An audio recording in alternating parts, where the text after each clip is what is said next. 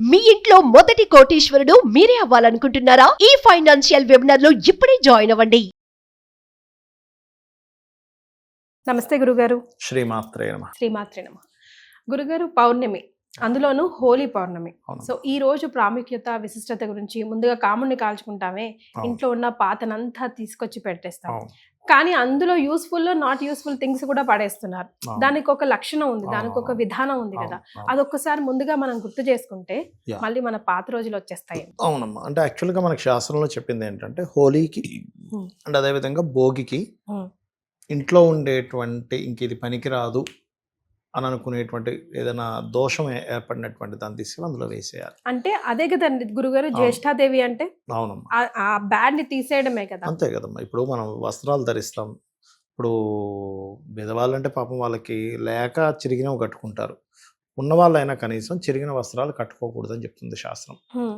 కొన్నికి కన్నాలు పడ్డము అట్లా ఉంటాయి, ధరించకూడదట. ఇంట్లో అట్లాగే విరిగిన వస్తువులు, పాడైపోయిన వస్తువులు మనం వాడట్లేదు, వాడితే వేరు, మళ్ళీ దాన్ని రిపేర్ చేసుకుని వాడే అవసరం ఉందండి, మాకు నీడ్ అవసరం. కొంతమంది బీదవాళ్ళు ఉంటారమ్మా, వాళ్ళు దాన్ని రిపేర్ చేసుకుని వాడతారు, వాళ్ళ గురించి నేను మాట్లాడలే. కానీ ఇంట్లో చాలా మంది తెలియక ఏం చేస్తారంటే కుర్చీ ఉంది విరిగిపోయింది, దాన్ని అట్లా మూలన పెడుతూ ఉంటారు. అది ఏ జోన్లో అయితే పెట్టారో, ఇంట్లో మొత్తం మనకి 16 జోన్స్ ఉంటాయి. అది ఏ జోన్లో ఆ వస్తువుని మీరు విరిగిపోయిన వస్తువుని పెట్టారో తత్సంబంధించిన కారకత్వం పాడవుతుంది. అంటే ఉదాహరణకి వెస్ట్ లో అందరూ బరువులు పెడుతుంటారు.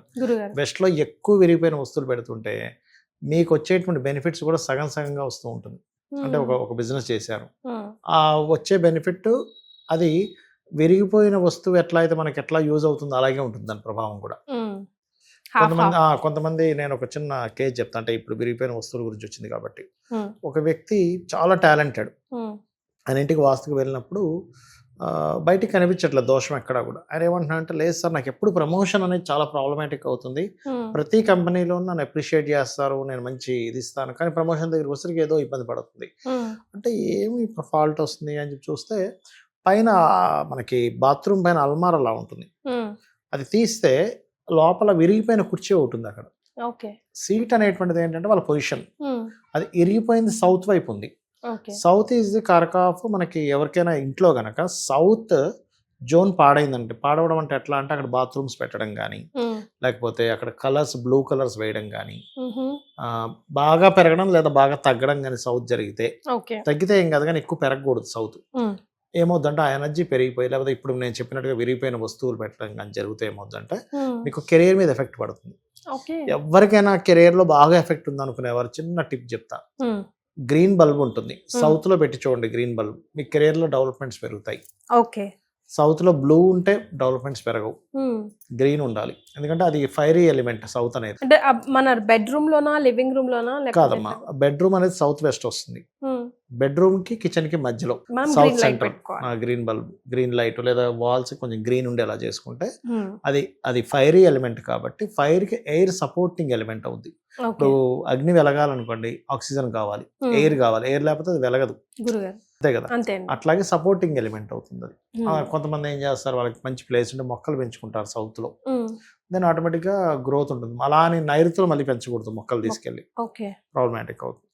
అలా పౌర్ణమికి ప్రత్యేకంగా మీరు ఇందాక అన్నట్టుగా హోలీ పౌర్ణమి నాడు తీసుకెళ్ళి ఆ కాముడిని కాల్చేటప్పుడు ఈ ఇంట్లో వస్తువులు కూడా తీసుకెళ్ళి, ఆ పాడైనటువంటి వస్తువులు అన్నీ కాదు, పాడైన వస్తువులు తీసుకెళ్ళి చేసేస్తాం. పౌర్ణమి రోజు ప్రత్యేకంగా మనకి ఏంటంటే అమ్మవారి ఆరాధన.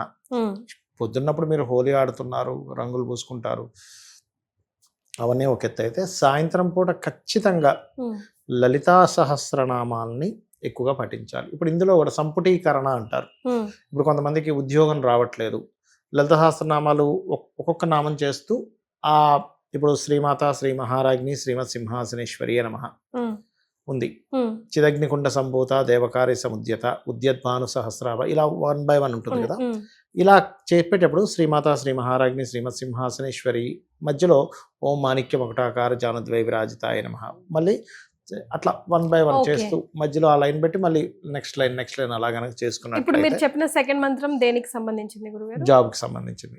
ఓకే, అంటే అది ఇంకొకసారి చెప్తే నేను డిస్క్రిప్షన్ లో కూడా వేయించాను. జాబ్ లో గనక ఇంప్రూవ్మెంట్స్ రావట్లేదు, కొత్త జాబ్ దొరకట్లేదు, జాబ్ లో సరైన ఎదుగుదల లేదు అనుకునేటువంటి వారు 2 నామాలు ఉంటాయి. అందులో ఒకటి ఫస్ట్ లైన్ ఇది శ్రీమాత, శ్రీ మహారాజ్ని, శ్రీమత్ సింహాసనేశ్వరి. ఇది ఫస్ట్ జాబ్ రావడానికి. కానీ ఉన్న జాబ్లో ఇంప్రూవ్మెంట్స్ రావాలి అంటే కనుక ఓం మాణిక్య మకుటాకార జానుద్వయ విరాజితాయే నమః ఇది చేసుకోవాలి.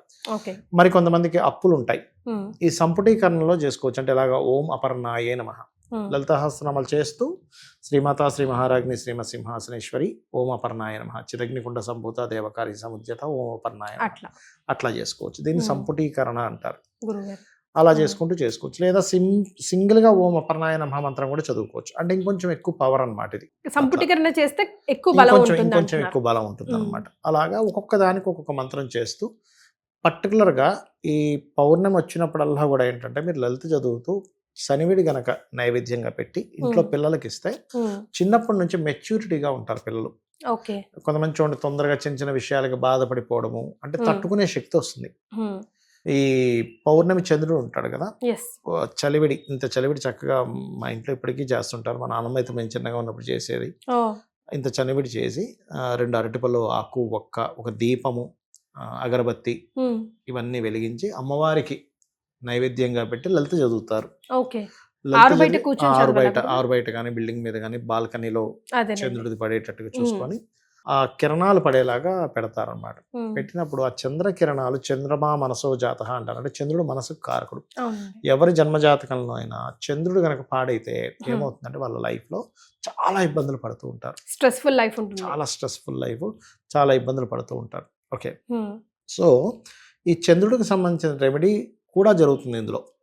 జరిగినప్పుడు ఏమవుద్ది, మానసిక రుగ్మతలు పోవడం, వీళ్ళకి మనశ్శాంతి ఉండడం. మనం చూడండి అన్ని ఉన్నా నాకు మనశ్శాంతి లేదు, అన్ని ఉన్నా నాకు మనశ్శాంతి లేదండి అంటూ ఉంటారు. ఆ మనశ్శాంతి అనేటువంటిది వీళ్ళకి లభిస్తుంది. ముఖ్యంగా ఈ హోలీ పౌర్ణమి రోజు ఎవరైతే చేస్తారో. సో హోలీ అంటే మనం జనరల్ గా ముందు రోజు కామును కాల్చుకోవడం, ఆ తర్వాత హోలీ రంగులతో ఆడటం అది మాత్రమే తెలుసు. కానీ ఈ రోజుని ఇలా గురుగారు చెప్పినట్టుగా సింగిల్ గా కానీ లేకపోతే లలిత సంపుటీకరణతో చేస్తే కనుక అనంతమైన ఫలితాలు వస్తాయని డెఫినెట్ గా చెయ్యండి. ముందు రోజులంతా మనవే. అంతే కదా గురుగారు? శ్రీమాత్రే శ్రీమాత్రే.